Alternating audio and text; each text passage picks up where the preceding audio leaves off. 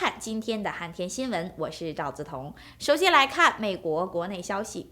在上周完成众院对弹劾调查的第一次全院投票之后，民主党人在周一公布了第一组此前闭门听证会的笔录。出庭作证的2名证人分别是前美国驻乌克兰大使玛丽约瓦诺维奇和国务院高级官员迈克尔麦金利。这2份问话记录向公众展示了证人告诉国会议员川普与乌克兰的接触情况。他们的出现无疑会让美国总统川普处于不利的局面。The impeachment inquiry today reaching new heights as transcripts of closed-door testimony were released to the public for the first time. Explosive comments made under oath by former ambassador to Ukraine, Marie Yovanovitch, and Michael McKinley, a former top aide to the Secretary of State who resigned in protest. Yovanovitch telling lawmakers that the rogue Ukraine policy, led by President Trump's personal attorney, Rudy Giuliani, was not good policy, kind of a partisan game that cut the ground from underneath the U.S. Embassy. Ukrainians were wondering whether I was going to be leaving, Yovanovitch said, whether we really represented the president.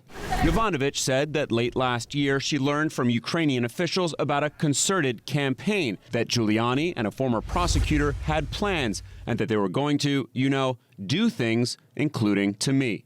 A senior Ukrainian official warning her to watch her back. That smear campaign orchestrated by this irregular channel was successful in removing a U.S. ambassador and tarring her reputation. After repeated attacks from Trump allies like his son, Don Jr., and Giuliani, Yovanovitch, who is a 33-year veteran of the Foreign Service, went to Ambassador Gordon Sondland, a point man for the president on Ukraine, for advice. His response? You need to go big or go home. Tweet out there that you support the president and that all these are lies and everything else. McKinley, for his part, said he was disturbed by the implication that foreign governments were being approached to procure negative information on political opponents, and what appears to be the utilization of our ambassadors overseas to advance domestic political objectives. He went to Secretary of State Mike Pompeo 3 times for a show of support for Yovanovitch, but Pompeo didn't respond, which is directly at odds with what Pompeo told ABC News. I never heard him say a single thing about his concerns with respect to the decision. So you were never asked to put out not once, George, did Ambassador McKinley say something to me during that entire time period. Officials at the State Department were reluctant to show support, Yovanovitch said she was told, in case the rug would be pulled out from under them by Trump. Finally, Trump pulled Yovanovitch out of Ukraine in May. She said she was called at 1 o'clock in the morning and told to get on the next flight to Washington. I heard very, very bad things about it for a long period of time. Not good. 当地时间周一晚间，美国总统川普到达肯塔基州，为该州现任州长马特·贝文的连任竞选助选。贝文由于和工会、教师发生的冲突，支持率一直走低。在竞选集会上，川普批评了民主党人通过通俄门、穆勒调查报告和弹劾等方式对他进行的攻击。肯塔基州向来是坚定的共和党州，然而按照目前的局势，究竟最终的州长选举结果会如何，却令人存在疑问。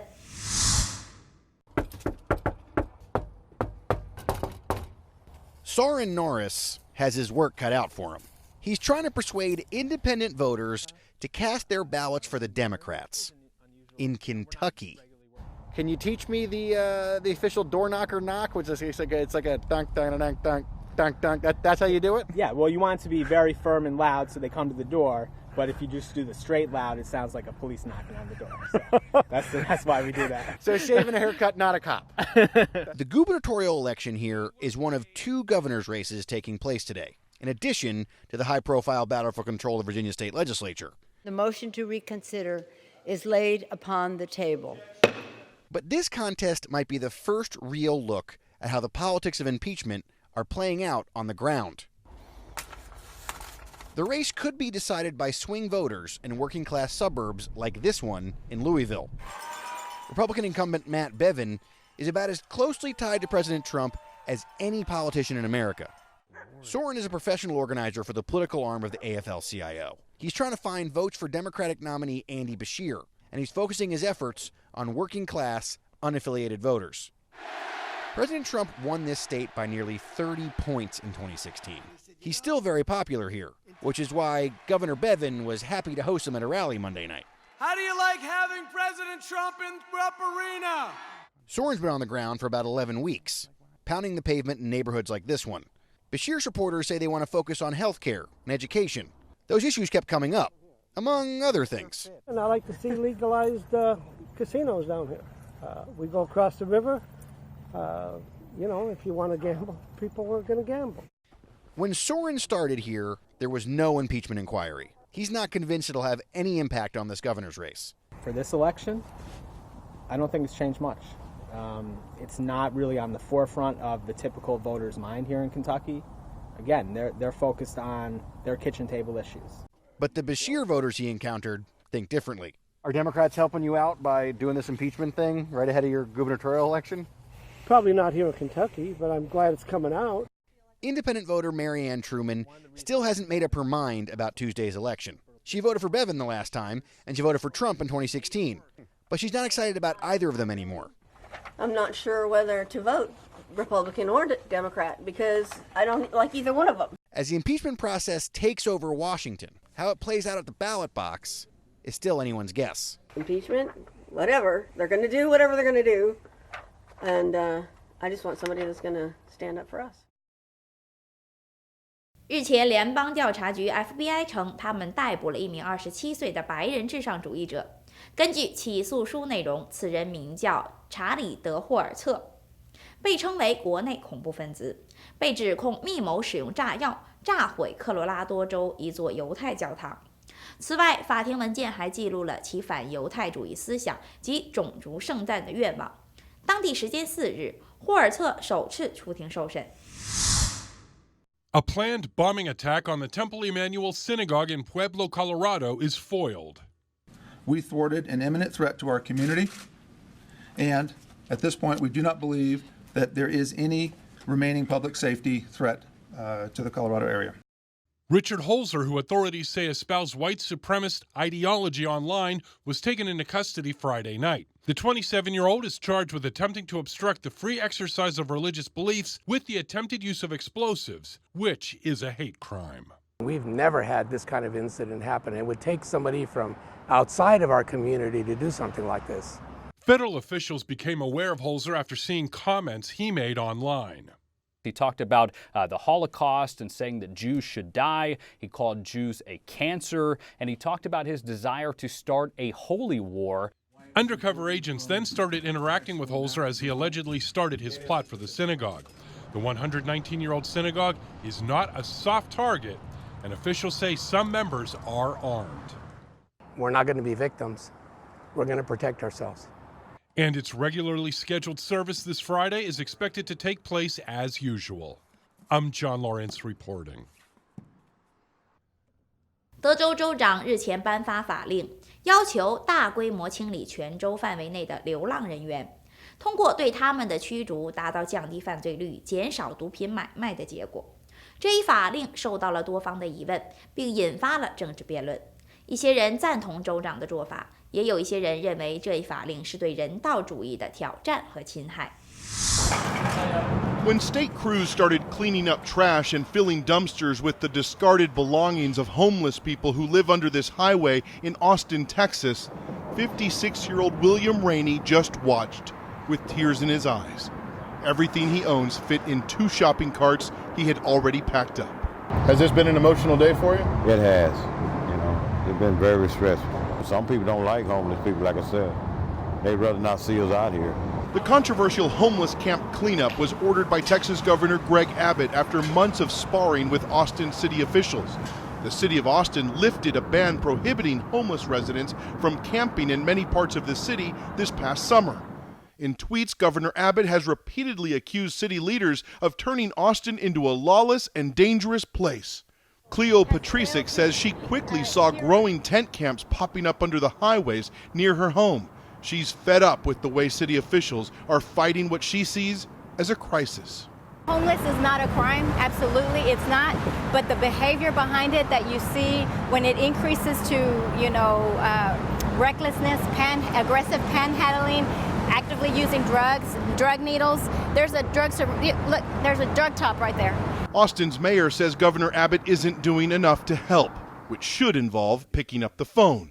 Has he called you and talk about this? You know, I have not spoken with the governor about it directly. Does that seem odd to you? I wish I had a more direct conversation with the governor of Texas. The governor's office did not respond when we asked if he's spoken to Austin's mayor, but Abbott did tweet this video recently showing what appeared to be a homeless man attacking an SUV in downtown Austin in 2018. The man's family tells CNN he isn't homeless, but has mental health issues and was off his medications that day.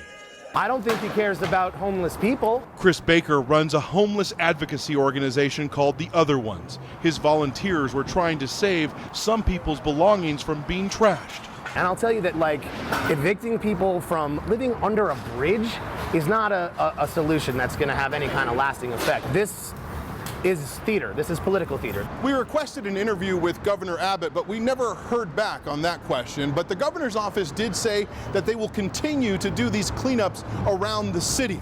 But when you talk to people who live under these overpasses, they say these cleanups are not helping them.